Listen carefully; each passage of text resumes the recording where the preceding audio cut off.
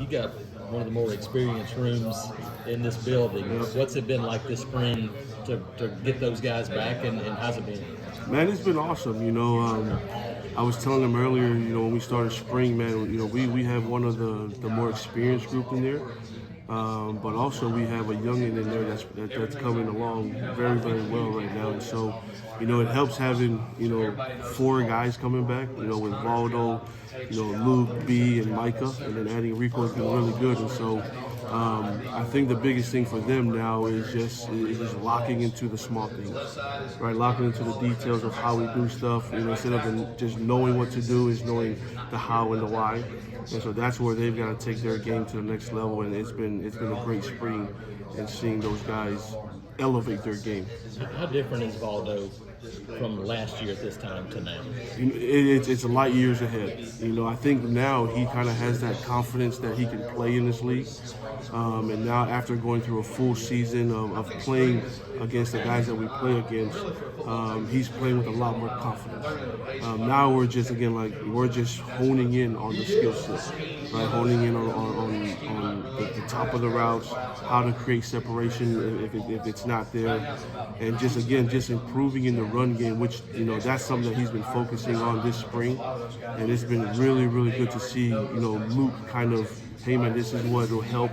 With the footwork, Luke is kind of the other coach out there for me, and then also with Valdo, talking to Luke and B and Michael, like, hey, this is what I try to do on my releases or the top of my route, and try to create that space. So, that helps having a veteran room, so they're all there coaching each other, which is what you want. And so again, and especially Micah taking Rico under his wing. Man, it's been awesome to see, and man, it's a room that's very unselfish, but competes. And man, it's been a blessing. Rivaldo told us, I think he told us that he wanted to be the best tight end in the SEC, and a lot of players talk like that.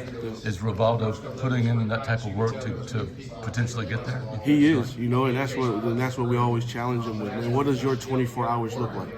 And I told him yesterday, the one thing that I love about, Kobe Bryant was the way that he got ahead of everybody else. Everybody's waking up at 6 o'clock to go work out, where he's waking up at 3.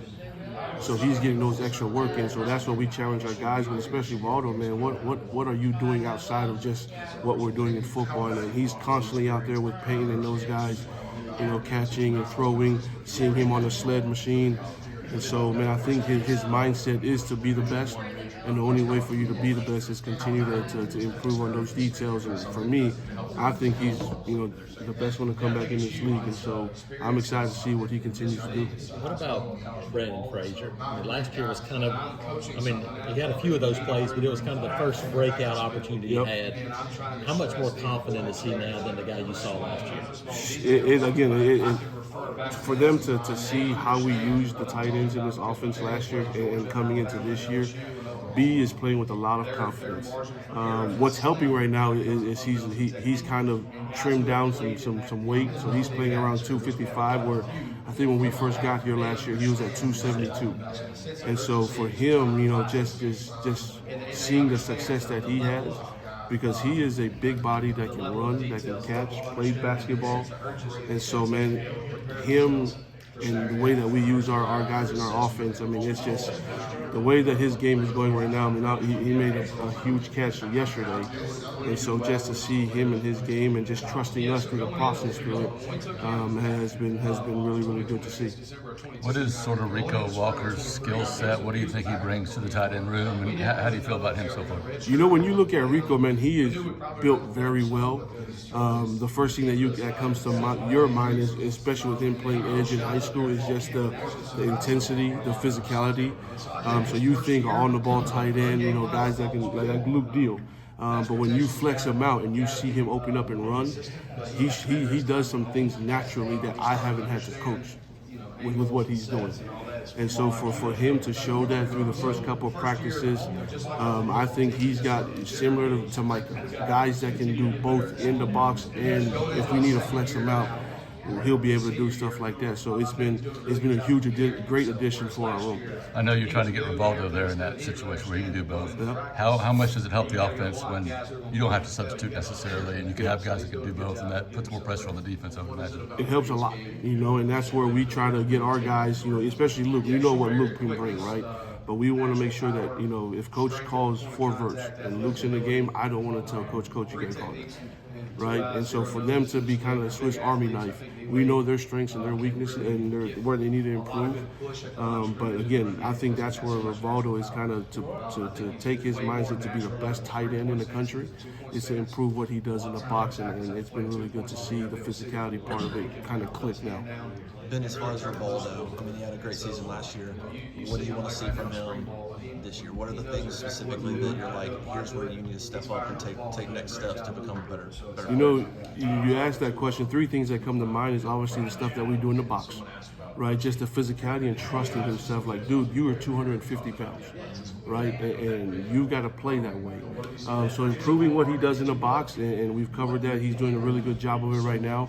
2 is just understanding what we can do at the top of the route, right? How to create that separation. And 3rd, just when we expect you to make a big play, there's some drops and some things that he did last year that we've seen you make that play against Cal.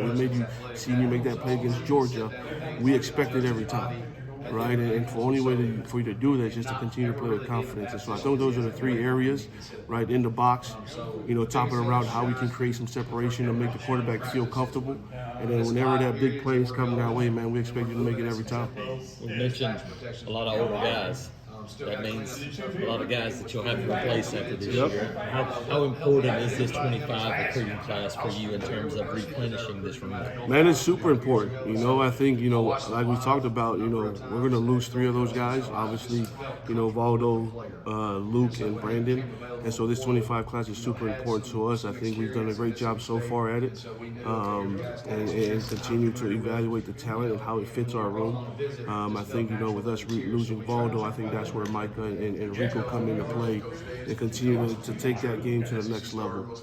So to answer your question, this 25 class is vital in how we continue to build the room for the future. How valuable is playing multiple guys and using them when you start talking to guys in recruiting and you're going, hey, we're going to take multiple tight ends, but we use multiple guys? Is that a big deal? It is a big deal. So a lot of these kids, man, it's so easy for us to talk to them about how we use multiple tight ends.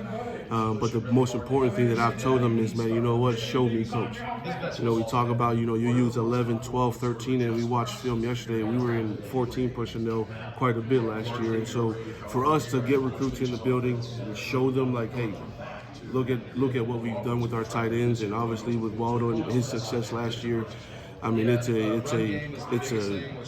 good recruiting tool for us. What have you seen from Micah? He like, just when we get to see a little bit, he looks like a guy that's like always, his attitude's turned up. I mean, he's like physical. He's an intense guy. Like what have you seen from him this spring versus maybe last year? Do you feel like he's coming into his own a little bit? Or? He is, man. The biggest thing that I've told Micah, your understanding of the game has gone up exponentially. Just understanding how defenses work, different techniques that they use, and then the second part of this is watching his film last year technically with his footwork.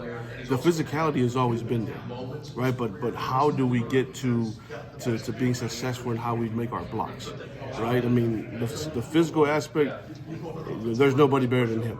He's going to get a pancake here and there, but how we get to that pancake is really important. So we don't fall off a block, so we don't fall on our faces. So to see where Micah is now, man, it's exciting to see as he continues to progress. I mean, it's been really, really good. I've got a question about somebody that's not your position, but how much does a guy like Cam Coleman help the offense, help the tight ends, just maybe a little bit of what you've seen out of him? It helps a lot. When you have guys out there that can win those one-on-ones, guys where the safeties and the DBs got to start paying attention to them, it opens up everybody else. And so now people got to make decisions. Do I got to cover Cam Coleman? Do I got to cover Rivaldo or Camden Brown or whoever it is that's out there? It just creates, a lot of spaces for a lot of people to go win some one-on-one matchups. Thank you. Thanks, man. Appreciate it.